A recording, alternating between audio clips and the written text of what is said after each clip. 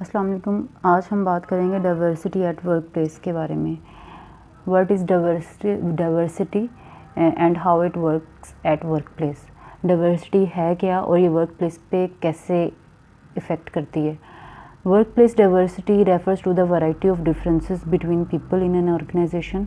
Diversity जो है basically that is called variety differences between people in an organisation. एक किसी भी ऑर्गेनाइजेशन में काम करने वाले लोगों के दरमियान में डिफरेंसेस को हम डाइवर्सिटी बोलते हैं, या फिर उनमें के दरमियान वैरायटी जो है उसको डाइवर्सिटी कहा जाता है। Diversity is the broad category. Diversity refers to the differences in age, gender, education level, experiences है, डिसेबिलिटी है, इसके अलावा रेस है, रिलीजन, नेशनैलिटी और अदर आइडियोलॉजीज़। डाइवर्सिटीज़ जो है वो लोगों में डिफरेंट हो सकती हैं, लाइक एज की वजह से भी हो सकती है, उनके एजुकेशन लेवल का डिफरेंस भी हो सकता है, इसके बाद जो है लोगों का एक्सपीरियंस कम या ज़्यादा हो सकता है, ठीक है। डिसेबिलिटी हो सकती है किसी वर्कर में, उनकी रेस डिफरेंट हो सकती है, उनका रिलीजन डिफरेंट होने की वजह से भी डाइवर्सिटी हो सकती है। डेफिनेटली जब रिलीजन डिफरेंट होगा तो लोगों के बिलीव्स, उनके थॉट्स भी डेफिनेटली डिफरेंट होंगे, उनकी प्रेफरेंसेस डिफरेंट हो जाएंगे उस बेस पे। नेशनैलिटी डिफरेंट भी हो सकती है, लाइक पाकिस्तानी की नेशनैलिटी डिफरेंट होने की वजह से उनकी थिंकिंग डिफरेंट है, यूएसए वालों की बिल्कुल डिफरेंट है, उनकी क्राइटेरियाज, उनकी मेंटालिटी बिल्कुल डिफरेंट है। इसके बाद डेफिनेटली लोगों की थिंकिंग की बेस के ऊपर उनकी आइडियोलॉजीज़, उनके नज़रियात भी डिफरेंट हो सकते हैं, ठीक है। Diversity essentially means differences. Diversity का मतलब ही डिफरेंसेस है। Work place have become for more diverse over the past several decades then of any in the time in the history. अगर हम देखें तो अब जो है पास्ट से हम कंपेयर करें तो डाइवर्सिटी वर्क प्लेस पे बढ़ गई है, ठीक है। उसकी बहुत सारी वजूहत, उसकी सबसे बड़ी वजह जो है अब वर्ल्ड का ग्लोबल विलेज बन जाना, कम्युनिकेशन का आसान हो जाना, सफ़र का आसान हो जाना, उस वजह से जो है वर्क प्लेस डाइवर्सिटी जो है वो बढ़ गई है, ठीक है। ऑर्गेनाइजेशंस के पास, मल्टीनेशनल ऑर्गेनाइजेशंस की जब हम बात करते हैं तो वहाँ पर डिफरेंट कल्चर्स के, डिफरेंट कंट्रीज़ के, पूरी दुनिया से लोग जो है मौजूद होते हैं, ठीक है। तो इसको हम वर्क प्लेस डाइवर्सिटी कहते हैं। वर्क प्लेस डाइवर्सिटी जो है इसके बहुत सारे पॉजिटिव इफ़ेक्ट्स भी हैं। डिपेंड करता है कि ऑर्गेनाइजेशन उसको हैंडल कैसे करती है। अगर तो ऑर्गेनाइजेशन जो है वर्क प्लेस डाइवर्सिटी को इजीली हैंडल कर लेती है, उसको मैनेज कर लेती है, तो वही वर्क प्लेस डाइवर्सिटी जो है वो उसकी स्ट्रेंथ बन सकती है।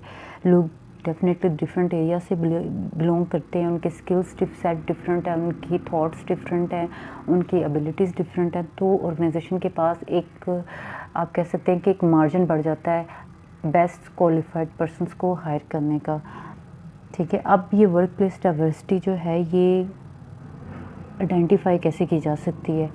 डाइवर्सिटी जो है इसको, डिफरेंसेस को दो मेजर कैटेगरीज में डिवाइड किया जाता है।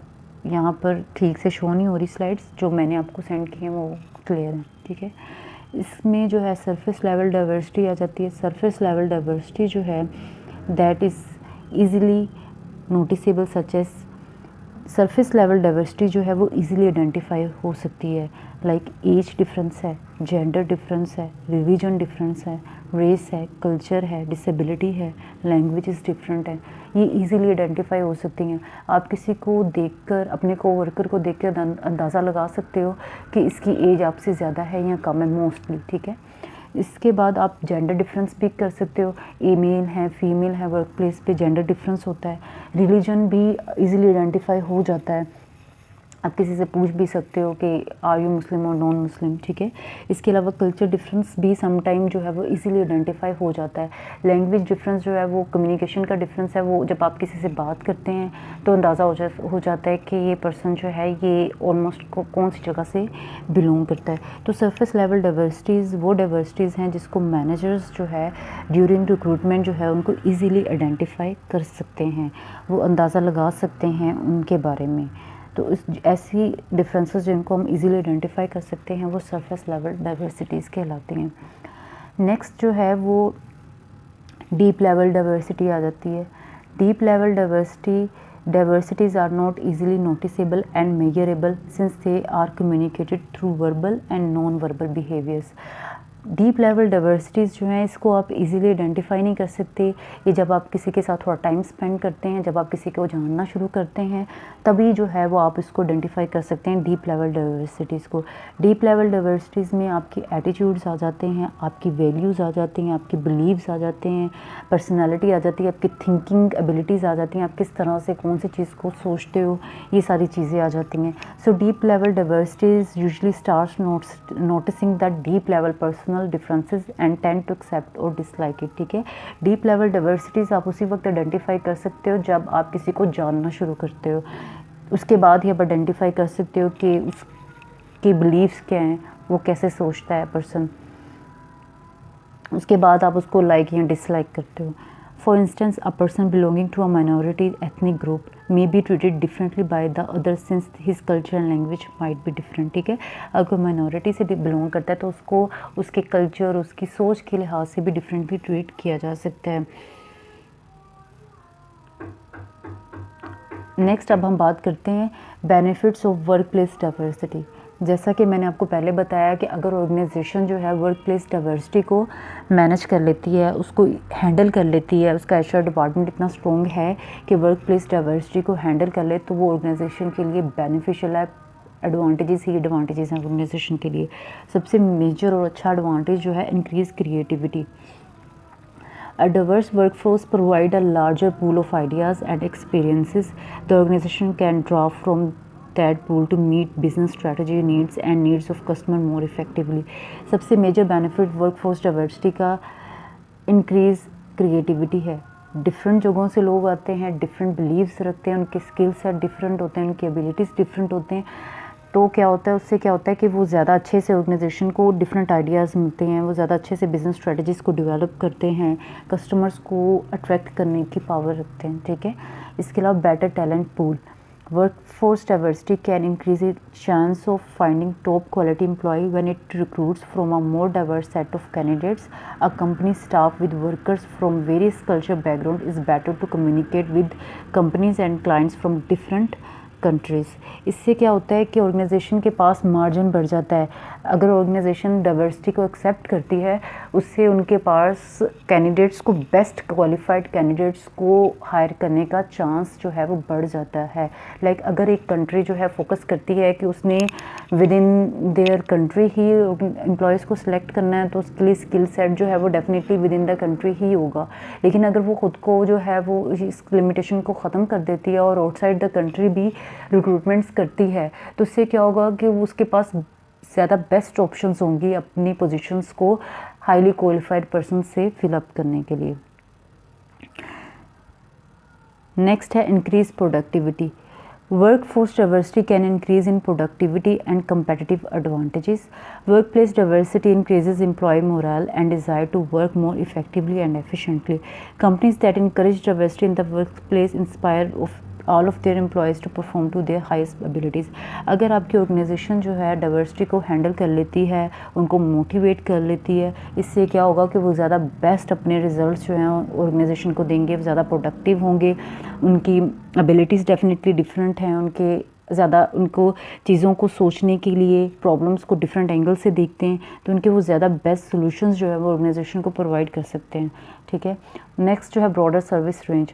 Diverse collection of skills and experiences, languages, culture understandings allow a company to provide services to customer on a global basis. ठीक है, आप डिफरेंट लैंग्वेजेस रखने वाले लोगों को हायर करते हैं। डाइवर्सिटी जब आप हायर करते हैं और आपके इंटरनेशनल कस्टमर्स को सेटिस्फेक्शन लेवल जो है उतना बढ़ जाता है, क्योंकि आपके स्टाफ के अंदर कैपेबिलिटीज़ और एबिलिटीज़ ज़्यादा हैं, वो ज़्यादा अच्छे से, क्योंकि ऑलरेडी ही वो अपनी इर्द गिर्द डाइवर्सिटी को, वर्कर्स में डाइवर्सिटी को फेस कर रहे हैं, तो उनको जो है वो डिफरेंट कंट्रीज़ के कस्टमर्स को हैंडल करना उनके लिए आसान हो जाता है।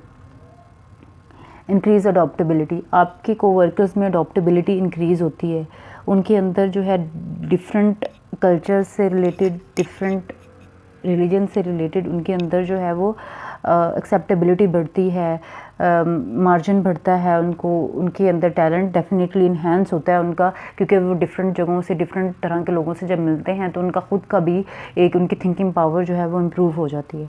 Organisation employing a diverse workforce can supply greater variety of solutions to problem in a services. Sourcing and locating of resources employee from diverse background bring individual talented and experiences and suggestions that ideas that are flexible in adopting to fluctuating markets and customer demands। ठीक है, तो better ideas आपको हर एक problems के लिए मिलते हैं। अब हम बात करते हैं next challenges of diversity. Diversity पर कौन कौन से चैलेंजेस जो है ऑर्गेनाइजेशन को फेस करना पड़ सकते हैं।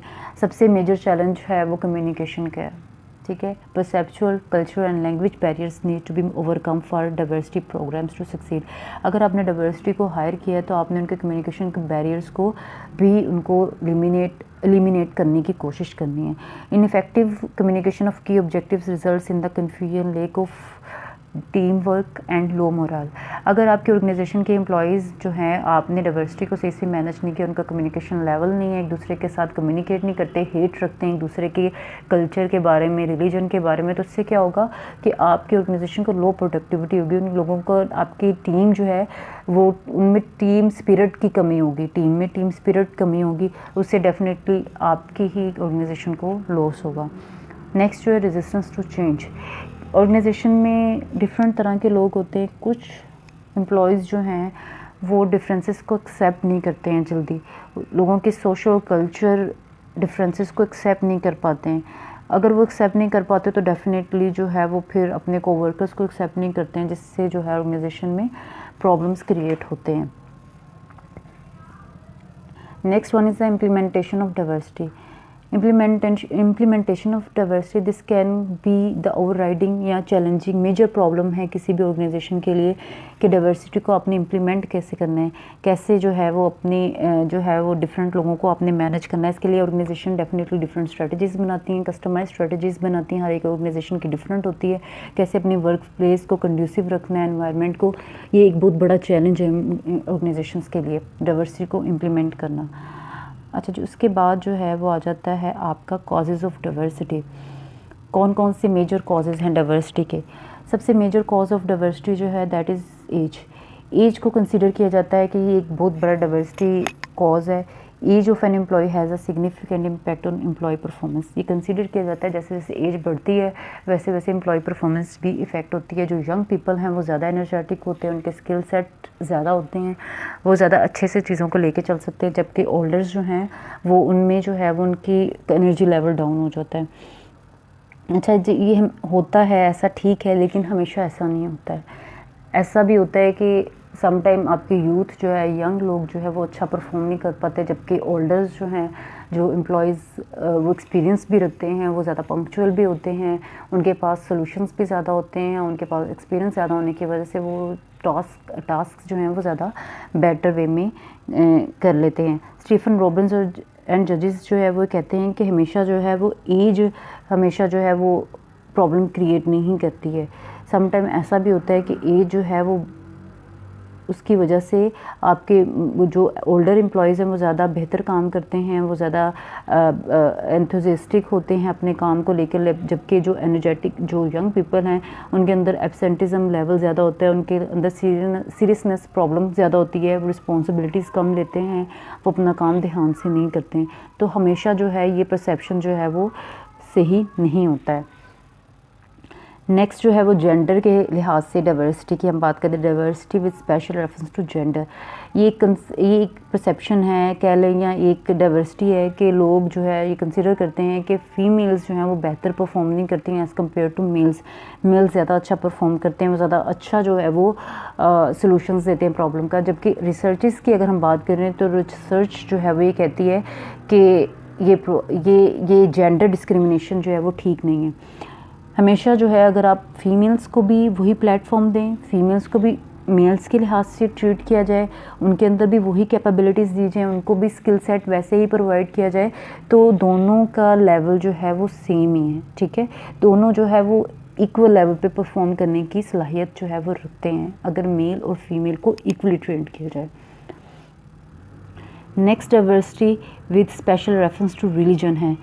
रिलीजन के लिहाज से डिफरेंसेस होना, डाइवर्सिटी होना। The law prohibits employees from discrimination against employ based on the religion. ठीक है, लॉ जो है वो हमें प्रोहिबिट करता है कि एम्प्लॉय को उनकी जब उसको हायर करना है तो उनको डिस्क्रिमिनेशन नहीं करनी है उनके रिलीजन के लिहाज से। However that does not mean religion is non issue in diversity. Issue है ethics can be employment issue when religion beliefs prohibits certain behaviors। ठीक है, समटाइम मैनेजर्स को इश्यूज आते हैं जब वो डिफरेंट रिलीजन से रिलेटेड लोगों को डील करते हैं। डेफिनेटली उनके परसेप्शंस डिफरेंट है, उनके रिलीजन्स की वजह से उनके बिलीव्स डिफरेंट होते हैं, तो सम टाइम उनको हैंडल करने में वर्क प्लेस पर प्रॉब्लम्स आती हैं, मैनेजर्स को फेस करना पड़ती हैं। इसके बाद diversity with reference to marital status. ये एक परसेप्शन भी कह सकते हो और ये एक माइंडसेट भी कह सकते हो कि जो मैरिड लोग हैं वो ज़्यादा रिस्पॉन्सिबल होते हैं एज़ कम्पेयर टू अनमैरिड्स। अनमैरिड जो होते हैं वो क्या होते हैं, वो रिस्पॉन्सिबल नहीं होते, वो न्यू रिस्पॉन्सिबिलिटीज़ को एक्सेप्ट नहीं कर पाते हैं, वो एब्सेंट ज़्यादा रहते हैं। उनके अंदर जो है वो एक कह सकते हैं फ्लो ऑफ वर्क, यहाँ पे किसी एक जगह पर रहकर काम करने का जो बिहेवियर है वो कम पाया जाता है as compare to married persons. The scientific studies undercover that married people are more responsible, persistent in nature and goes less absent and turnover and are more satisfied from their job because marriage caused them to accept new responsibilities। ठीक है, so sometime ऐसा होता है कि कुछ जो है वो मैरिज की वजह से भी डाइवर्सिटी लोगों में जो है वो बिहेवियर चेंज होता है। जब एम्प्लॉयज़ हायर किए जाते हैं तो इस बेस के ऊपर भी उनको रिजेक्ट यहाँ पे सिलेक्ट कर लिया जाता है।